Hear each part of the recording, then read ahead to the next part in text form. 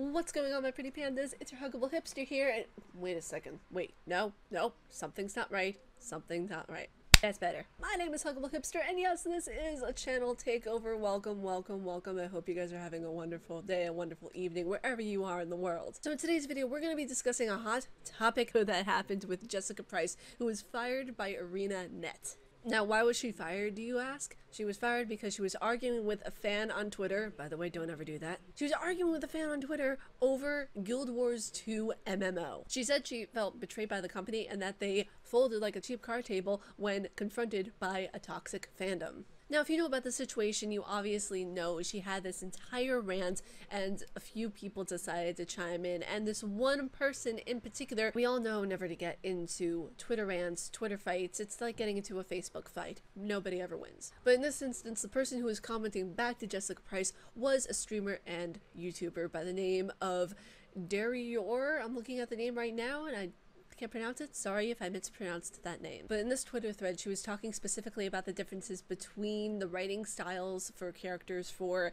linear narrative-driven games versus player characters in MMOs. Now, the streamer chimed in to disagree, and that's when things got a little heated. Now, Price later calls out the streamer, and it states in the article that she tweeted out, "Today, in being a female game dev, allow me, a person who does not work with you, explain to you how to do your job."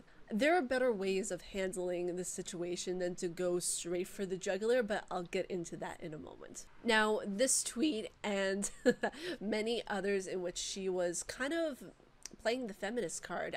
You know what? That's just me. I feel like a lot of females who are game developers, not all of them, will play the feminist card if they get into a major Twitter storm and major Twitter rants. This has a lot of drama behind it, and quite frankly, there are not a lot of game developers who are female in the industry, which is changing, and I'm very, very happy about that. She also stated, "The next rando asshat who attempts to explain the concept of branching dialogue to me is getting insta-blocked." It triggered this thread on the Guild Wars subreddit, and everybody just went into complete commotion, getting their pitchforks, getting their knives, getting their ogres, if anyone were to have a pet ogre, that is. Now, Price's bosses were not too happy about this, and this is the reason, the main reason actually, she was fired. She was called in with HR. It got messy, folks. Now, it also states here in the article that she was given no opportunity to explain her case. Her manager was on vacation at that time. O'Brien spent some time insisting that developers must be friends with the company's customers, and it's unacceptable to say that we aren't.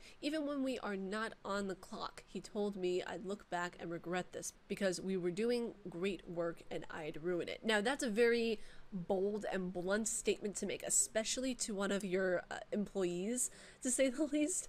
That's just a whole other thing. I feel like it was 50-50 very much. She handled things very poorly, and so did HR at the time. Now, this is a very interesting part of the article. Even though it is a very lengthy one, I found this particularly fascinating. The whole thing was highly unprofessional, she continued. There was zero reason for him to be there. He wanted to vent his anger, and he had the power to command a woman to stand there while he took his feelings out on her, so he did. Then he walked out, the manager, got my stuff from my desk, and the HR person asked for my key card. Now, being in this situation, you know, it's hard not to feel like you are being, you know, put in a corner and you're being pinned against, and that must be a very frustrating feeling, but also technically it was her fault for the entire thing. I'm not gonna sit here and play the feminist card because that's not gonna get us anywhere. I'm gonna be honest with you guys, as I always am. The entire thing was her fault. You know, she should have had a better choice of words. She should not have gotten into an argument, especially with a streamer who knows their stuff whenever it comes to a game. Yes, the person who was arguing with her was not a dev. He was a streamer and YouTuber. Still, you don't argue with another person on your Twitter feed, which is a public feed. If it were something where your Twitter was privatized and it was just your personal Twitter, that I can understand. But you're working for ArenaNet, you're working for a major company. Don't go all ballsy all of a sudden and decide to take up this "I'm going to be feminist." And while no, I'm not going to sit here and wave my feminist fist in the air saying that she's right. Like I said, if it were a personal Twitter feed, then yes, I can completely understand you going completely just bonkers, having a field day, pouring your heart out. But like I said, it's public. You're working for ArenaNet, you're working for a company, and you are portraying your company. You are a person working for that company. I don't care how high and mighty you feel. No amount of feelings can ever constitute a reason for you to go on a Twitter rant with someone who is using the game that you helped build. Mic drop. Now, Price also states here that there was zero warning. She said, "I was told during my interview and subsequent hiring communications that ArenaNet respected my willingness to speak up on issues in the industry and had no desire to muzzle me." Therein lies where the company made a boo-boo. They contradicted themselves completely and they made it okay. She thought that she had free reign to do whatever she wanted to do. And therein lies the mistake. You should be upfront with your employees. First glance if they're even hired, be upfront with them and make them understand, hey, you can say what you want, but don't get into unnecessary Twitter battles with people. At least have some finesse in a way for how you should go about your business on Twitter. While I'm going to state this so many times, you work for that company, you are associated with said company. It gives the company a bad name if you go rogue and you go your own way and you have your own playing field. It doesn't look good for them, it doesn't look good for you. Now, Price is mainly a game writer.